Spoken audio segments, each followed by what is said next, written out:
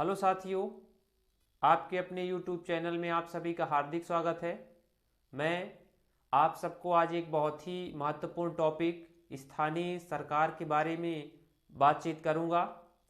वर्तमान में मध्य प्रदेश में त्रिस्तरीय पंचायती चुनाव की भी घोषणा हो चुकी है।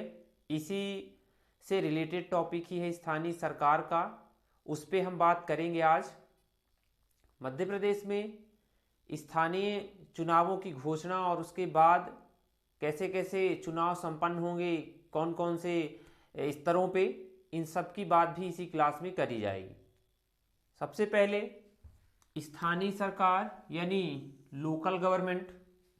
देश में सरकारों में तीन तरीके का जाल फैला हुआ है। जैसे पहला बात करें तो केंद्र सरकार। तो केंद्र सरकार का काम तो है कि पूरे देश में शासन का संचालन करना। वहीं उससे नीचे बात करें तो राज्यों की सरकार है, यानी कि एक राज्य को संचालित करती हैं। और तीसरे नंबर पे जो सरकारें आती हैं वो हैं स्थानीय सरकारें, यानी कि स्थानीय सरकारें जो क्षेत्र की छोटी छोटी समस्याएं हैं उनको लेकर या उन समस्याओं का समाधान करेंगी। जैसे हम कहें केंद्र सरकार में मोदी सरकार को हमारे मोहल्ले में सड़क है, पानी है, बिजली है, ये तो पता नहीं होगा। ये किसको होगा? स्थानीय सरकार को पता होगा। तो इन समस्याओं का समाधान करने का दायित्व स्थानीय सरकार का है। इसलिए केंद्र में हमारे विकेंद्रीकृत प्रणाली को अपनाया गया है, केंद्र, राज्य और स्थानीय सरकारों के रूप में। हम यहाँ पे बात करेंगे स्थानीय सरकारों की। स्थानीय सरकारों को दो भागों में बांटा गया है। पहला आता है ग्रामीण स्थानीय सरकार,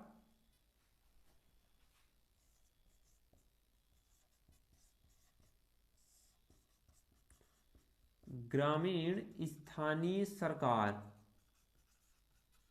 यानी ये क्या होगी? ग्रामीण क्षेत्रों में संचालित होने वाली सरकार है। और दूसरा है नगरीय स्थानीय सरकार।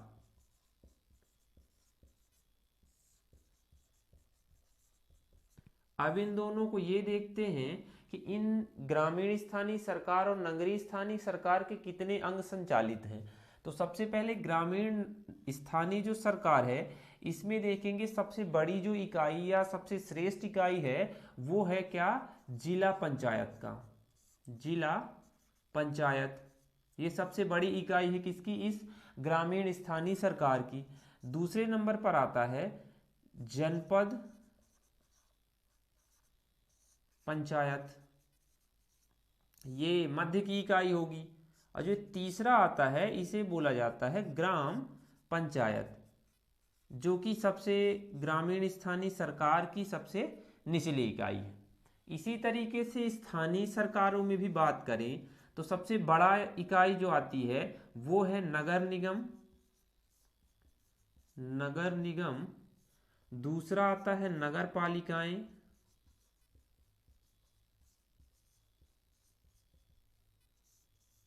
और तीसरे नंबर पर आता है नगर परिषद, या इसे कहीं कहीं पे नगर पंचायत भी बोला जाता है। अब इनकी हम संख्या की बात कर लेते हैं। सबसे बड़े स्तर पे जिला पंचायत, दूसरे नंबर पे जनपद पंचायत और तीसरे नंबर पर ग्राम पंचायत का अस्तित्व पाया जाता है। जिला पंचायत की संख्या कितनी है हमारे मध्य प्रदेश में? मेनली हम बात करें, पूरे देश की मत समझिएगा, मध्य प्रदेश की हम बात करेंगे तो मध्य प्रदेश में 52 जिला पंचायत हैं। 313 जो है वो क्या है? जनपद पंचायत है। और 23,912 क्या हैं? ग्राम पंचायतें संचालित हैं।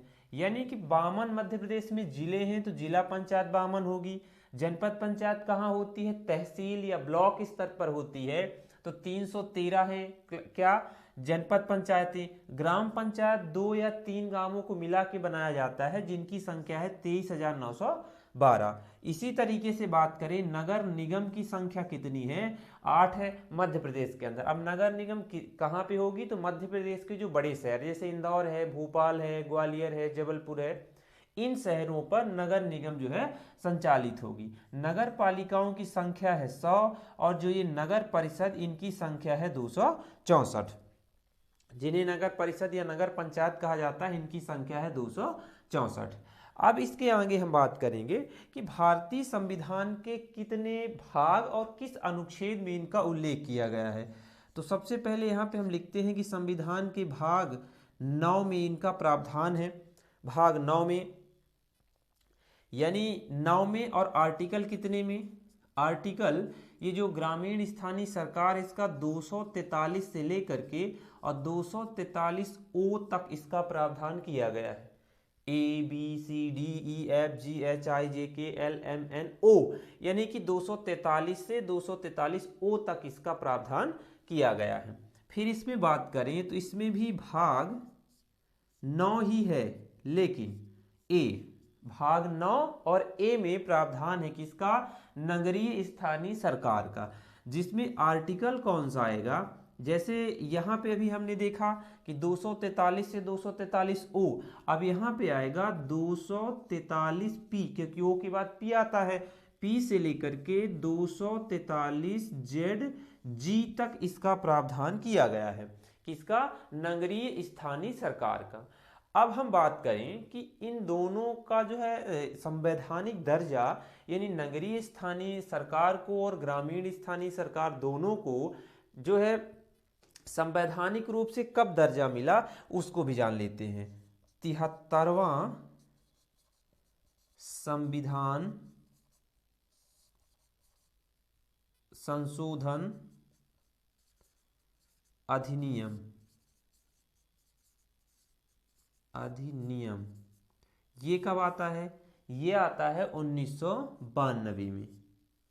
1992 के अंदर संसद से पास हो जाता है 73वां संविधान संशोधन अधिनियम, और इसके माध्यम से ग्रामीण स्थानीय सरकार को संवैधानिक दर्जा भी दे दिया जाता है। उसी तरीके से नगरीय स्थानीय सरकार में क्या होगा कि ये 74वां संविधान संशोधन, देखिए जो ग्रामीण स्थानीय सरकार है वो 73 में, और जो नगरीय स्थानीय सरकार है वो 74वां संविधान संशोधन अधिनियम के द्वारा।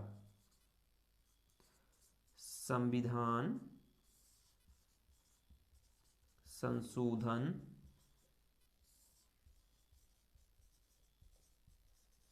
अधिनियम, ये 1992-93 में, इसको याद रखिएगा, 1992 और 1993 के दौर में इसे जो है 74वां संविधान संशोधन अधिनियम के द्वारा नगरीय स्थानीय सरकार को संवैधानिक दर्जा दिया गया था।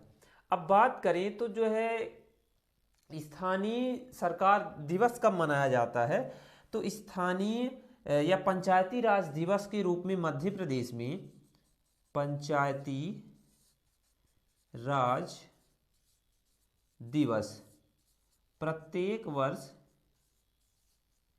24 अप्रैल को मध्य प्रदेश के अंदर पंचायती राज दिवस के रूप में मनाया जाता है।